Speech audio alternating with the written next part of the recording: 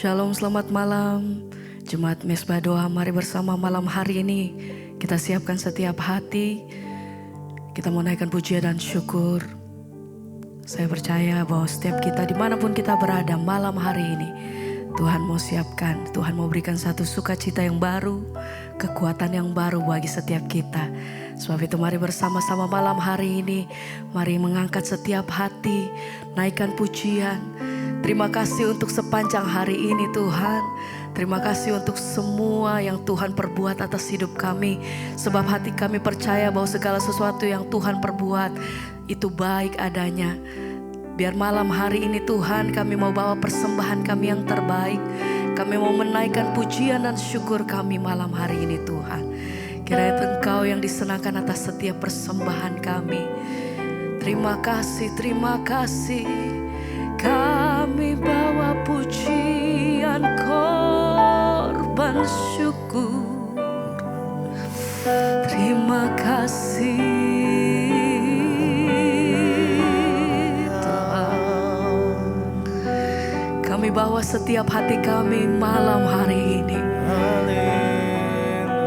Sembah dalam hadirat-Mu.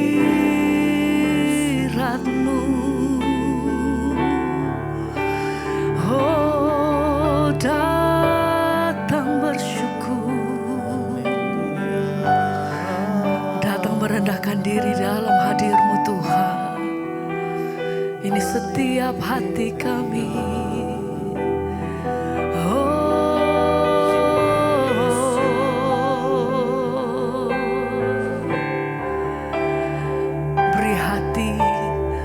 Datang memuji-Mu, untuk datang menyembah-Mu. Beriku hati memuji-Mu dan mengasihi Engkau seperti wanita yang datang mengurapi-Mu.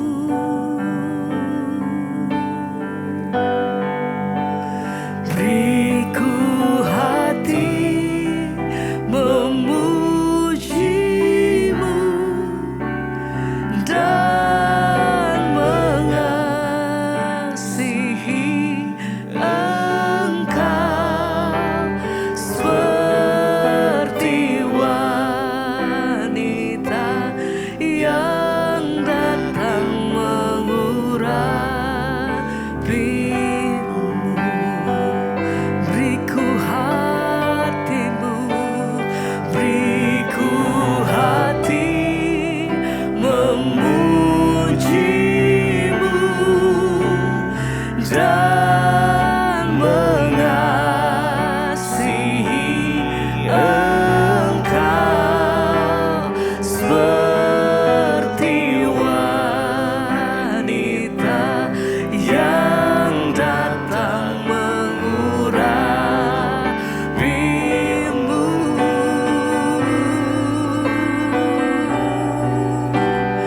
Beriku hati memuji-Mu dan mengasihi Engkau seperti wanita yang datang mengurapi-Mu. Sama-sama mari naikkan pujian ini, katakan.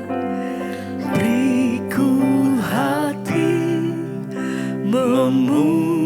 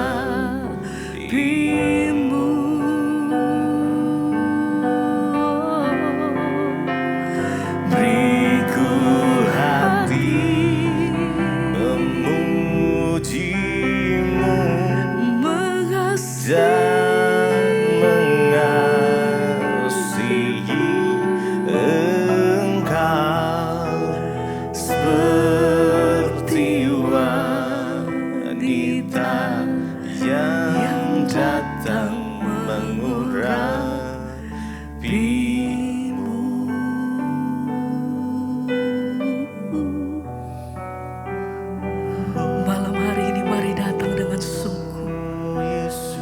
Tuhan, kami mau berikan setiap persembahan kami yang terbaik. Oleh karena apa yang Kau perbuat atas hidup kami, oh kemurahan-Mu itu cukup buat kami Tuhan. Terima kasih untuk setiap kebaikan yang kami terima. Terima kasih untuk pertolongan, terima kasih untuk keselamatan, terima kasih untuk kesembuhan. Terima kasih untuk semua yang Tuhan perbuat atas hidup kami. Malam hari ini kami datang bersyukur. Terima kasih Tuhan. Kau saja yang layak sembah Engkau. Terima kasih Tuhan.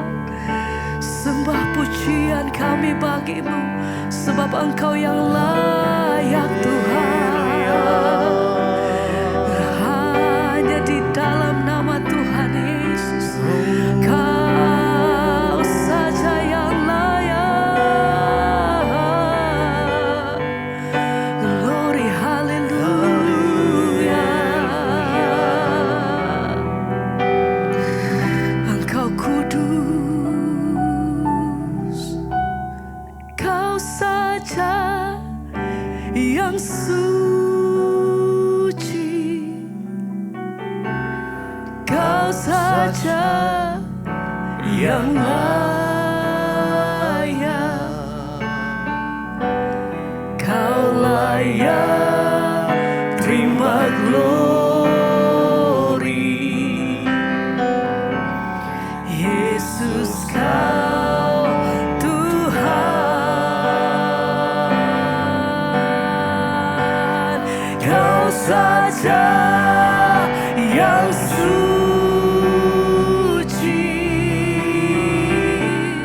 Kau saja yang layak. Kau layak terima glory. Yesus, Kau Tuhan. Kau saja Tuhan. Kau saja yang suci, Kau saja yang layak.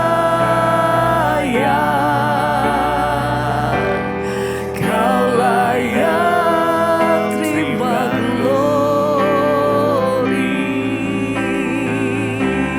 Yesus, Kau Tuhan, sebab Engkau yang layak. Kau saja yang suci,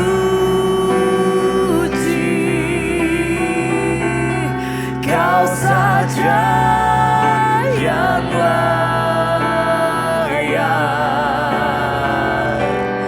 Kau layak terima glory. Yesus, Kau Tuhan.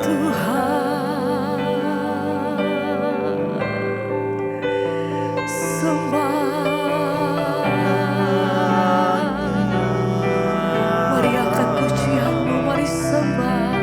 Haleluya, haleluya. Engkau yang layak diagungkan Tuhan. Haleluya. Engkau yang layak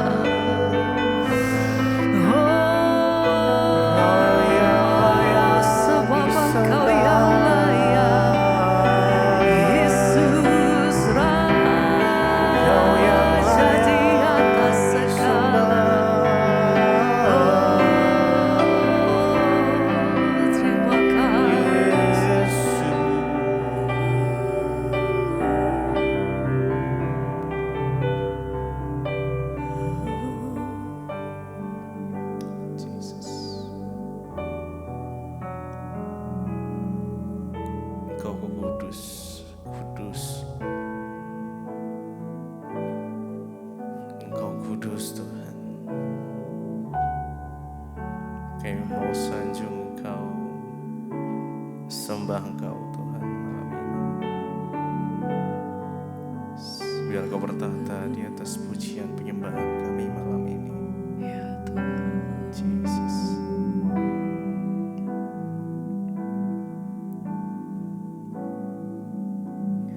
Ku sembah kudus,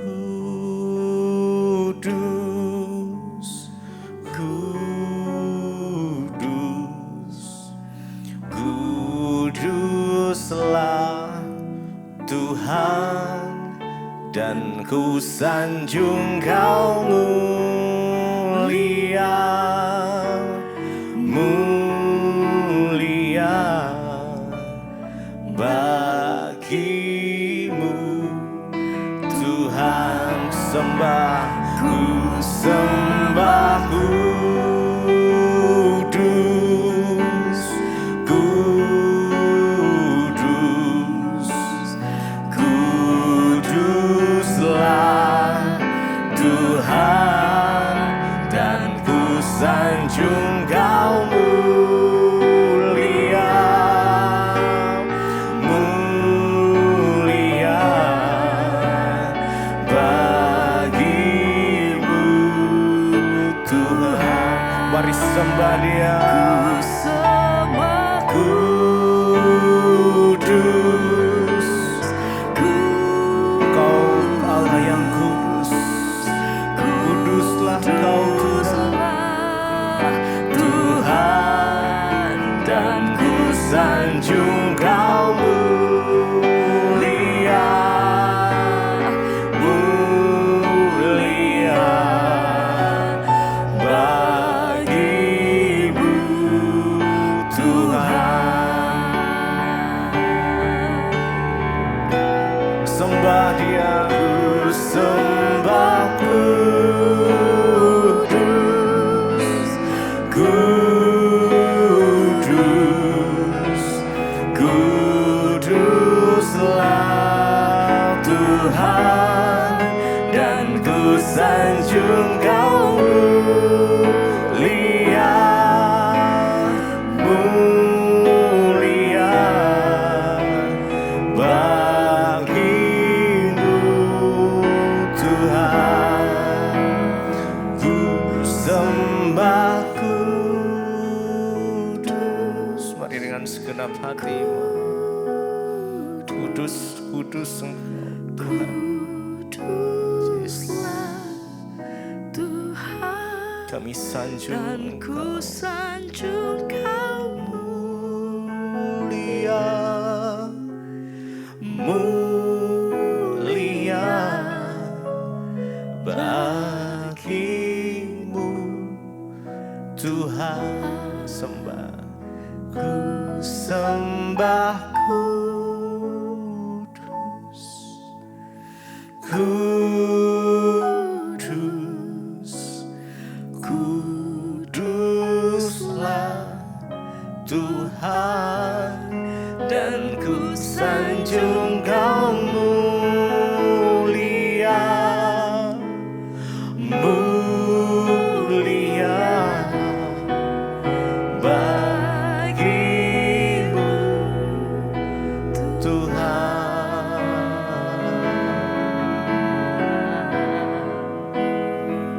Ku sembah Engkau kudus, kuduslah Tuhan. Ku sanjung Engkau mulia, Yesus Tuhan. Kau yang layak disembah. Mari sembah Dia dengan segenap hatimu, dengan segenap akal budimu, dengan segenap kekuatanmu. Datang menyembah Tuhan malam ini. Kami sembah Kau Tuhan. Terima Oh kasih. Yesus, Kau termulia, Kau termegah. Segala puji, segala hormat hanya bagimu. Kemuliaan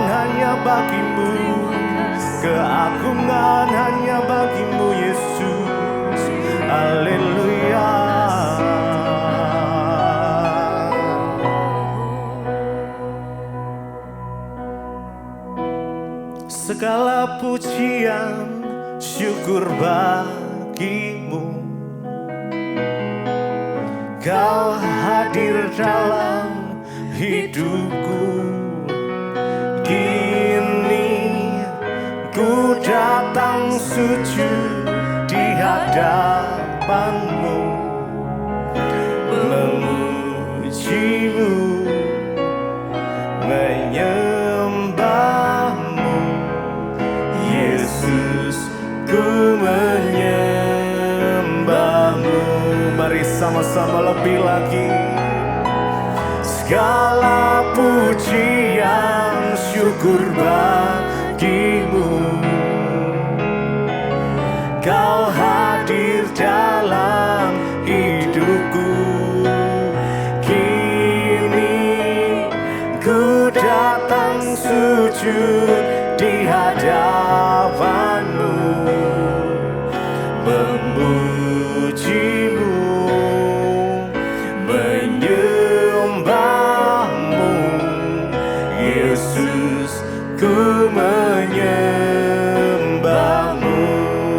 Segala pujian syukur bagimu. Engkau hadir Tuhan. Kau hadir dalam hidupku. Kini ku datang sujud di hadapanmu, memujimu, menyembahmu. Yesus, ku menyembahmu. Terima kasih Bapak, kami bersyukur buat malam hari ini kami boleh ada di Mesbah Doa, semua karena anugerah Tuhan. Tuhan, kalau kami rindu belajar firman-Mu, biarlah Engkau menerangi setiap kami, urapi hamba-Mu yang tidak ada apa-apanya. Sampaikan isi hati-Mu bagi setiap kami. Dalam nama Yesus kami buka hati bagi firman Tuhan. Haleluya. Amin, amin, amin. Iya, shalom Bapak Ibu yang terkasih. Kita kembali berjumpa di Mesbah Doa. Saya percaya anugerah Tuhan senantiasa ada atas hidup kita, memampukan kita. Sekalipun kita sedang menghadapi situasi yang berat, namun ketika kita mencari Tuhan, maka kekuatan yang dari Tuhan itu akan menjadi milik kita. Iya, baik, saya akan bacakan kesaksian yang sudah masuk terlebih dahulu. Ya, dan kita akan mendengarkan firman Tuhan, melanjutkan pembacaan. Shalom Ibu Debbie, selamat malam. Perkenalkan, nama saya Charles, saya tinggal di Batam. Shalom yang ada di Batam. Saya pengikut setia Mesbah Doa dan saya mau bersaksi selama 9 tahun saya mengidap penyakit hipertiroid. Dalam 9 tahun juga saya rutin minum obat. Tapi puji Tuhan sekarang saya sudah disembuhkan dari hipertiroid. Itu semua berkat pertolongan Tuhan, dari Tuhan Yesus yang luar biasa. Ya, dan banyak lagi kebaikan Tuhan dalam kehidupan saya dan keluarga. Ya, saya juga mau bersaksi, saya juga pernah mengalami kecelakaan di bagian lutut, ya. Dan saya pengikut setia dari Mesbah Doa dan saya mulai mengikuti Mesbah Doa mulai dari tahun 2020. Saya juga mengenal channel Ibu dari cap saya. Lalu saya mulai rutin ikut Mesbah Doa dari tahun 2022. Saya mengalami kecelakaan di bagian lutut saya dan menimbulkan sakit, bahkan saya susah berjalan. Namun pada malam harinya saya berdoa kepada Tuhan, saya bernasar, saya katakan Tuhan kalau lutut saya Tuhan sembuhkan maka saya akan bersaksi di Mesbah Doa. Pada saat itu juga lutut saya disembuhkan oleh Tuhan dan saya dapat berjalan secara normal kembali.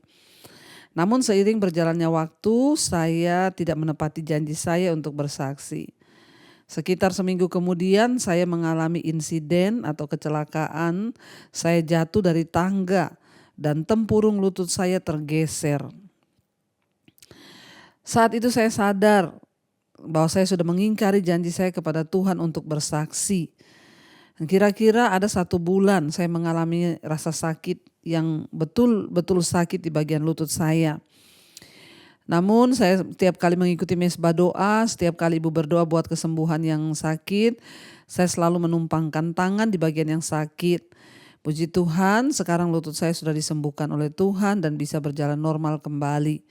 Terima kasih Ibu buat semua khotbah-khotbah Ibu yang terus mengajarkan kepada kami bahwa jangan cari pendeta, tapi datanglah sendiri di kaki Tuhan Yesus. Ya, semoga Ibu selalu sehat dan juga ya channel Ibu semakin berkembang dan menjadi berkat bagi banyak orang sehingga banyak jiwa bertobat. Tuhan Yesus memberkati. Amin, amin, amin. Luar biasa, puji Tuhan ya, satu kesaksian yang membangkitkan iman kita bahwa tidak ada perkara yang mustahil bagi Tuhan. Ya, dan bahwa kalau kita sudah bernasar untuk bersaksi atau untuk melakukan sesuatu kepada Tuhan, maka kita harus menepati nasar itu. Jangan sampai kita tidak menepatinya sehingga ya justru kita mengalami keadaan yang semakin buruk. Puji Tuhan, kalau Tuhan berbicara ya luar biasa Bapak Ibu ya, ketika mengalami sakit lutut karena kecelakaan, ya bernasar kepada Tuhan. Tuhan, kalau Engkau sembuhkan lutut saya akan bersaksi di mesbah doa. Akhirnya Tuhan sembuhkan, tapi ternyata tidak bersaksi sehingga jatuh dari tangga dan lutut yang sama. Ya, tempurungnya bergeser. Disitulah saatnya Tuhan dan Roh Kudus mengingatkan, kamu pernah bernasar untuk bersaksi tapi kamu tidak menepati. Hati-hati Bapak Ibu ya, nasar itu bukan sesuatu yang gampang ya, karena firman Tuhan bilang lebih baik kamu tidak bernasar daripada kamu bernasar tapi tidak ditepati. Saya ingat dulu saya waktu masih pas-pasan ya nggak punya uang, saya pernah bernasar ketika ada satu gereja sedang membangun, lalu di situ ada tantangan bahwa siapa yang mau menabur ikut terlibat dalam pembangunan, saudara bisa ya menabur.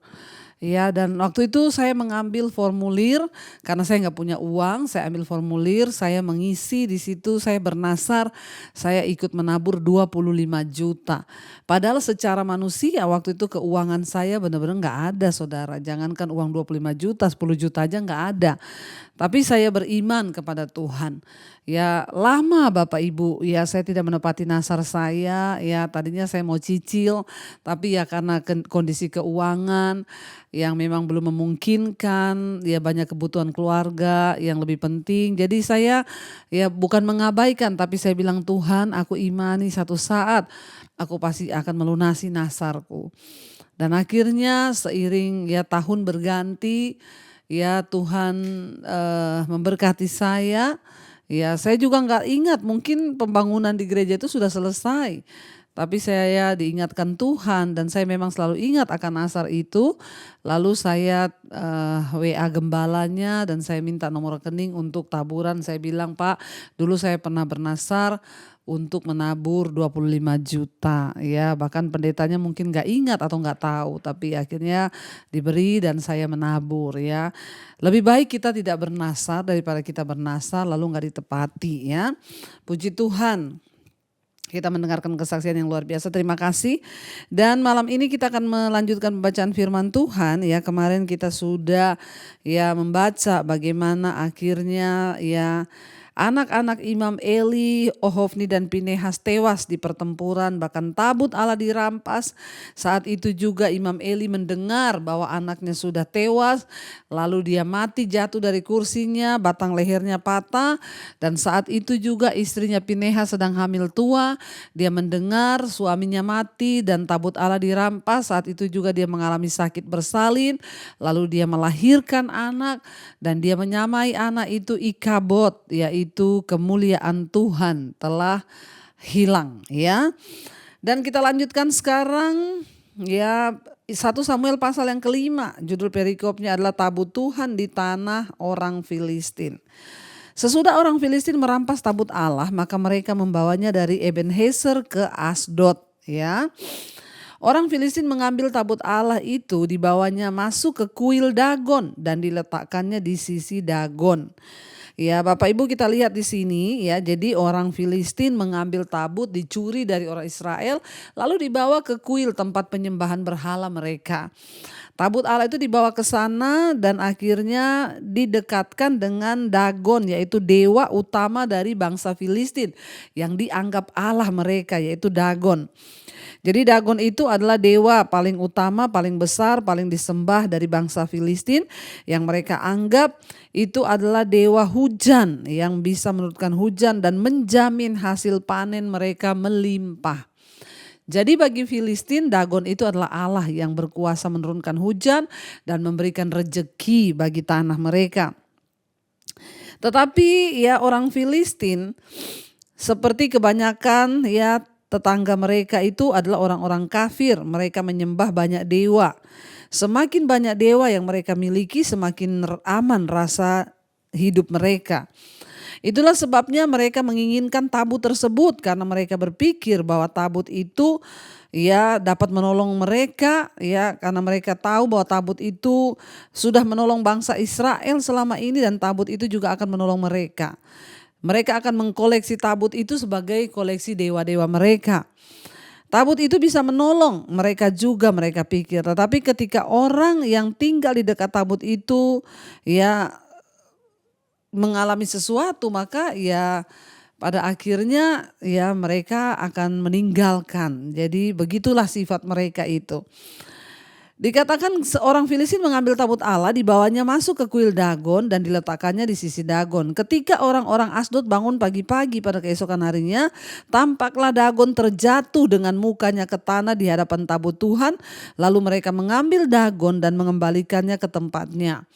Ya lihat Bapak Ibu, ketika mereka menaruh tabut Allah itu di samping dewa mereka, mereka bangun pagi-pagi, mereka kaget, ternyata Dagon dewa mereka tuh sudah jatuh mukanya ke tanah dan jatuhnya di depan tabut Allah. Berarti memang kuasa dari Tuhan lebih besar daripada kuasa kegelapan yang lainnya. Saya ingat dulu ada seorang ibu, dia konseling sama saya, dia bilang, "Bu, di rumah saya itu mertua saya taruh patung-patung berhala dan dia selalu menyembah pada patung-patung itu. Saya pengen buang tapi saya takut pasti mertua saya marah kalau dia menganggap itu adalah dewanya." Saya bilang, ibu berdoa minta hikmat Tuhan. Jangan dilawan dengan kekerasan, nanti hubungannya jadi tidak baik. Ibu doa karena roh Tuhan lebih besar dalam diri ibu. Doakan saja maka Tuhan akan berperkara. Lepaskan berkat bagi mertua ibu, kasihi dia, doakan dia supaya dia bertobat. Lalu akhirnya dia berdoa Bapak Ibu, dia bilang, "Tuhan, aku percaya kuasa Tuhan lebih besar. Aku tidak mau ada patung-patung dewa-dewa yang bukan dari Tuhan di rumah ini. Ya aku tidak mau ada roh-roh jahat di rumah ini. Aku berdoa dalam nama Yesus." Tiba-tiba ketika mertuanya sedang berdoa di depan patung itu jatuh dan terbelah menjadi dua.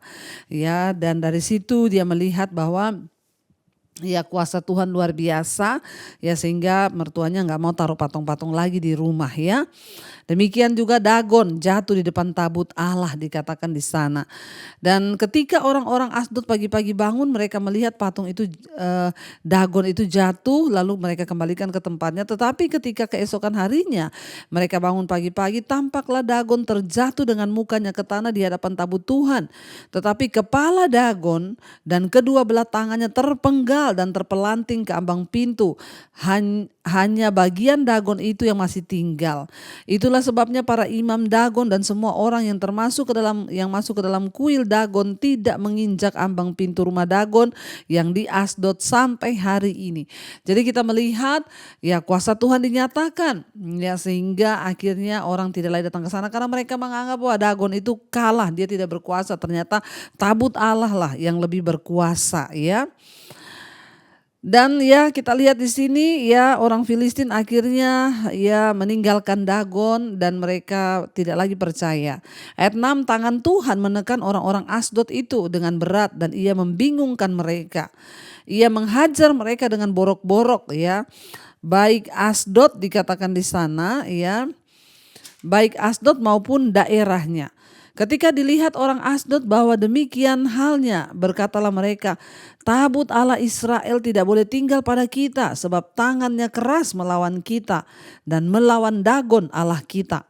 Sebab itu mereka memanggil berkumpul kepadanya semua raja kota orang Filistin dan berkata, "Apakah yang akan kita lakukan dengan tabut Allah Israel itu?"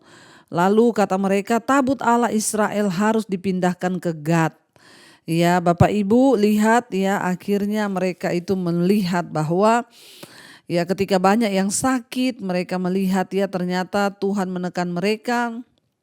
dengan berat, ya ia menghajar mereka dengan borok-borok, yaitu kudis-kudis ya, baik di Asdod maupun juga ya di daerahnya, semua di situ kena sakit borok-borok ya. Dan tabut itu akhirnya ya bangsa Filistin menyadari bahwa tabut itu bukanlah pertanda yang baik bagi mereka, bahwa tabut itu adalah sumber kekuatan yang lebih besar daripada yang mereka lihat, kekuatan yang tidak bisa mereka kendalikan. Walaupun orang-orang Filistin baru saja menyaksikan kemenangan besar Allah Israel, saudara, atas dewa mereka, karena Dagon mereka tidak bertindak berdasarkan pengetahuan itu sebelum mereka ditimpa borok-borok. Ya, jadi kita melihat di sini ya, begitu juga ya kita melihat ya bahwa ya ketika itu mereka berkata ya tabut ini justru membawa malapetaka bagi kita. Ya, jadi padahal mereka lihat tabut itu mengalahkan dewa mereka. Ya, tapi akhirnya ternyata itu mendatangkan sakit bagi mereka. Ya, dan akhirnya mereka mengambil satu tindakan, mereka semua berkumpul dengan tua-tua mereka dan mereka mengembalikan tabut itu, dibawa akhirnya pindahkan ke Gad. Jadi mereka memindahkan tabut Allah Israel itu ke sana. Ayat 9. Tetapi setelah mereka memindahkannya, maka tangan Tuhan mendatangkan kegemparan yang sangat besar atas kota itu. Ia menghajar orang-orang kota itu, anak-anak dan orang dewasa, sehingga timbul borok-borok pada mereka. Lalu mereka mengantarkan tabut Allah itu ke Ekron. Tetapi sesampai tabut Allah itu di Ekron, berteriaklah orang Ekron itu demikian: mereka memindahkan tabut Allah Israel itu kepada kita untuk mematikan kita dan bangsa kita. Sebab itu mereka memanggil berkumpul semua raja kota orang Filistin itu dan berkata, antarkanlah tabut Allah Israel itu, biarlah itu kembali ke tempatnya, supaya jangan dimatikannya kita dan bangsa kita. Sebab itu seluruh kota itu ada kegemparan, maut, ya, tangan Allah menekan orang-orang di sana dengan sangat berat. Orang-orang yang tidak mati dihajar dengan borok-borok, sehingga teriakan kota itu naik ke langit, ya. Orang-orang yang tidak mati dihajar dengan borok-borok, sehingga teriakan kota itu naik ke langit. Kita lihat ya, bangsa Filistin ini diperintah oleh 5 penguasa. Masing-masing penguasa tinggal di kota-kota yang berbeda. Ada di Gad, Ekron, Asdod, Askelon, dan Gaza. Dan tabut itu dibawa pindah dari kota ke kota, ya. Kota besar loh Bapak Ibu, dan setiap kali tabut itu datang malah mendatangkan masalah dan kekacauan bagi penduduk, kematian, malapetaka. Ya, dan kita lihat di situ akhirnya ya mereka tahu bahwa ya bukan disitulah tempatnya tabut Allah. Sebenarnya mereka tahu bahwa tabut Allah itu artinya juga kehadiran Allah. Ya, hanya satu sebenarnya, harusnya mereka berbalik kepada Tuhan, meninggalkan dewa, bertobat, maka akan mendatangkan berkat. Jadi ingat Bapak Ibu, ya kita tidak bisa menyogok Tuhan dengan cara apapun. Mereka mau coba curi tabut Allah karena dipikir itu membawa berkat. Tuhan tuh melihat hati. Sekalipun hari ini engkau merasa engkau Kristen, engkau rajin ke gereja, kalau hidupmu gak bertobat, maka bukan berkat yang engkau alami tapi kutuk. Ya sebaliknya Bapak Ibu, ketika engkau bertobat maka berkat akan engkau alami dari Tuhan. Jadi bukan soal tabutnya itu yang berkuasa, tetapi ya hidupmu itu yang tidak layak. Sekalipun engkau dekat dengan tabut, kalau hidupmu tidak layak, malapetaka yang akan engkau terima. Tapi ketika engkau dekat dengan tabut dan hidupmu layak dan berkenan, ketika bangsa Israel mereka berkenan kepada Tuhan, tabut itu membawa kemenangan. Tapi ketika mereka tidak taat, tabut itu membawa kekalahan, bahkan kutuk bagi mereka. Karena itu sekali lagi, kekristenan itu adalah sebuah hubungan dengan Tuhan. Bukan hanya soal kita menikmati mujizat-mujizat, tapi soal apakah hidup kita berkenan di hadapan Tuhan atau tidak, itu yang terpenting. Mari kita tundukkan kepala, kita mau renungkan firman ini.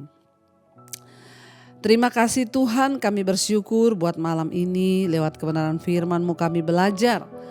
Ya, bukan soal kegiatan-kegiatan, bukan soal benda-benda, bukan soal apapun, tetapi kekristenan bicara soal hubungan dengan Tuhan. Ya, sekalipun tabut itu berada dekat dengan orang Filistin, tapi hidup mereka tidak berkenan, karena itu kutuklah yang mereka alami. Bawa kami untuk hidup dalam perkenanan Tuhan, bawa kami untuk bertobat, mengerti isi hati Tuhan, agar hidup kami semakin hari semakin berkenan di mata Tuhan. Bapak, terima kasih buat kebenaran firman-Mu yang mengajarkan kepada kami malam ini. Kami mau belajar hidup lebih lagi dekat dengan Tuhan, berkenan kepada Tuhan. Berkati setiap anak-anakmu yang setia ikut mesbah doa. Tuhan turut bekerja. Kalau ada yang sakit malam ini, letakkan tanganmu di bagian yang sakit, perkatakan dalam nama Yesus aku percaya ada kesembuhan. Biarlah kesembuhan terjadi Tuhan dalam nama Yesus. Tidak ada perkara yang mustahil bagi Tuhan. Kami percaya Engkau sanggup melakukan segala perkara. Kau juga memberkati setiap anak-anakmu yang setia mencari wajah-Mu, yang selalu berseru kepada Engkau Tuhan.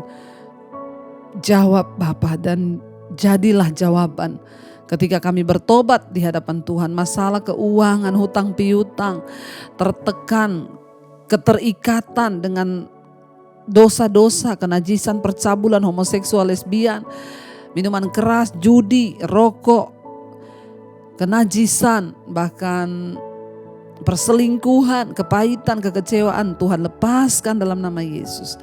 Berkati setiap anak-anak-Mu juga Tuhan yang berseru kepada-Mu, yang rindu punya keturunan, bukakan kandungan yang tertutup di dalam nama Yesus. Yang mencari pekerjaan, Tuhan menjadi jawaban. Yang ingin menjual aset, Tuhan juga pertemukan dengan yang terbaik. Terima kasih Bapa. Berkati bangsa dan negara kami Indonesia. Shalom bagi Indonesia, hujan pertobatan tercurah. Biar anugerah Tuhan melimpah atas bangsa kami, sehingga bangsa ini boleh berbalik kepada Tuhan. Berkati Bapak Presiden Jokowi, wakilnya, jajaran kabinet yang ada, lembaga-lembaga negara, pemimpin-pemimpin daerah. Tuhan memberkati. Biarlah anugerah Tuhan melimpah atas setiap bangsa dan negara kami. Kembalikan Indonesia kepada hati-Mu Bapa. Ketentraman, keamanan terjaga di atas bangsa kami. Kau juga memberkati Tuhan untuk seluruh anak-anak-Mu yang ada di semua benua Asia, Afrika, Amerika, Eropa, Australia. Tuhan berkati, pertobatan terjadi, orang berbalik kepada Tuhan, meninggalkan kejahatan. Terima kasih Bapa. Mari buka kedua tanganmu dan hatimu, terimalah kiranya berkat dari Allah Bapa, cinta kasih Tuhan Yesus Kristus, bahkan penyertaan Allah Roh Kudus melimpah atas hidupmu mulai hari ini bahkan sampai kali yang kedua. Tuhan Yesus datang menjemput kita semua. Nama kita tercatat di dalam kitab kehidupan. Dalam nama Tuhan Yesus yang percaya diberkati Tuhan, katakan bersama, amin, amin, amin. Tuhan Yesus memberkati, shalom dan Immanuel Bapak Ibu.